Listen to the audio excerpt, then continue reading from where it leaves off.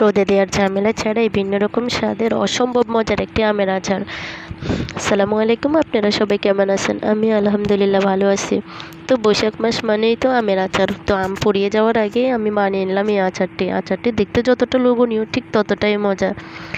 তো তাই বানিয়ে নিলাম অসম্ভব মজার আর ঝামেলাবিহীন, একদমই ঝামেলাবিহীন। রোদে দেওয়ার কোনো ঝামেলা এনে বছর জুড়ে সংরক্ষণ করতে পারবেন রোদে দেওয়া ছাড়াই। তো আমি চটপট এগুলো আমি এখানে নিয়েছি আধা কেজির মতো আম নিয়ে আমি কিউব করে কেটে ধুয়ে রেখে দিছি, পানি ঝরতে দিছি। তারপর আমি বেশি করে লবণ দিয়ে মেখে রেখে দিছি প্রায় 6 ঘন্টার মতো। তো ফিরে এলাম 6 ঘন্টা পর। তো আমি যতটা সম্ভব পানিগুলো আমি ঝরিয়ে নিছি আর চেপে ফেলে দিচ্ছি যতটা সম্ভব। তো এই কাজটা অনেক গুরুত্ব সহকারে করতে হয়, অনেক কষ্ট করতে হয়। তো এদিকে মশলা রেডি করার জন্য আমি চলে গেছি। এখানে আমি রসুন দিছি, তারপর আবার আদা দিছি। তো এগুলো দিয়ে আমি ভিনেগার দিছি পানির পরিবর্তে, যাতে আচারগুলো ভালো থাকে। পানি দিলে আচার খুব একটা ভালো থাকে না, আচার নষ্ট হয়ে যায়। তো এই কারণে আমি বলবো যে ভিনেগার সবসময় আচারের মধ্যে দেওয়া উচিত। এতে আচার আপনি সংরক্ষণ করার কোনো বিকল্পই নেই, ভিনেগারের কোনো বিকল্প নাই। তো এখানে আমি অন্য মশলা রেডি করতে নিয়েছি। তো এখানে 1 প্যাকেট পুরো রাঁধুনি 5 ফোড়ন নিয়ে নিয়েছি। তো 2টো কাঁচামরিচ দিয়ে দিয়েছি, শুকনো মরিচ দিয়ে দিয়েছি। যেহেতু এখানে আমি শস্য বাটা দেবো, সে কারণে তেতা না হওয়ার জন্য আমি কাঁচামরিচ 2টা দিয়ে দিয়েছি। তো সব কিছু নিয়ে আমি এখানে মশলা রেডি করতেছি। তো এদিকে আমার মশলা প্রায় রেডি করা শেষ। তো আমি আচার রেডি করার জন্য চলে গেছি। 6 ঘন্টা পর ফিরে এলাম, দেখুন কতটা পানি আমি ফেলে দিছি, একেবারে ঝরঝরে হয়ে গেছে। যতটা সম্ভব পানি এখানে আপনি ফেলে দিতে হবে, তাহলে আচারটা সংরক্ষণ করতে সুবিধা হয়। তো এখানে আমি ছোট রসুন নিয়ে নিছি, একেবারে ছিলে খোসা ফেলে নিয়েছি। তো কয়েকটা কাঁচামরিচ আর লাল মরিচ নিয়ে নিয়েছি, দেখতে ভালো লাগে। আর আমি যেহেতু ঝাল পছন্দ করি, তো শুকনো মরিচও হালকা দিয়ে দিছি, আধা চা চামচ।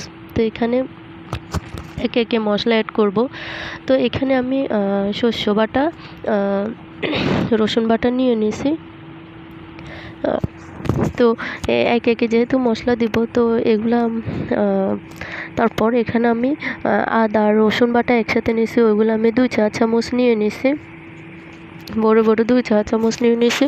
তো সবগুলো মশলা দিয়ে আমি এগুলা মেখে রেখে দিব। তো আমি এখানে পানির পরিবর্তে ভিনেগার দিয়ে দিয়েছি, যাতে আচারটা ভালো থাকে। তো তারপর যে সব কিছু আমি এখানে দিয়ে দিছি। তো পরিমাণ মতো আমি লবণ দিয়ে দিচ্ছি, আমার স্বাদ মতো। আপনারা যতটা আপনাদের আমের পরিমাণ ততটাই দিবেন। আর 2 চা চামচ লাল মরিচ দিয়ে দিচ্ছি।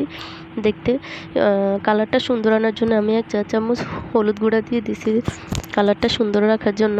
তো এখানে আমি পানি না ভিনেগার দিয়ে দিছি। তো আধা কাপ আমি এখানে চিনি দিয়ে দিছি। তো সব উপকরণ দিয়ে আমি এখানে মেখে রেখে দিব। প্রায় 20 মিনিটের মতো রেখে দিলেই হবে। আমি 20 মিনিট পর্যন্ত এগুলা অপেক্ষা করছি মেখে আমি রেখে দিছি, যাতে মশলাগুলো ভালোভাবে সব আমের গায়ে লাগে। তো 20 মিনিট পর আমি অপেক্ষা করব, 20 মিনিট পর্যন্ত অপেক্ষা করব। তো এগুলো আমি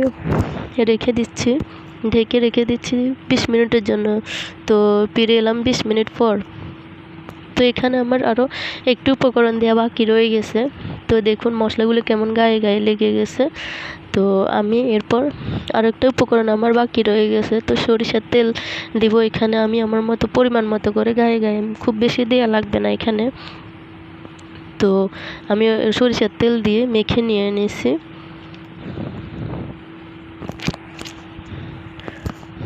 দেখেই বোঝা যাচ্ছে অনেক মজার এই আচারটি। বিশ্বাস করুন অনেক মজার এই আচারটা, আপনি একবার হলেও ট্রাই করবেন। আর আমার আচারটি ঠিক কেমন হয়েছে অবশ্য বানিয়ে একবার হলেও ট্রাই করে আমাকে কমেন্ট করবেন। আর সবাই ভালো থাকবেন। আল্লাহ হাফেজ।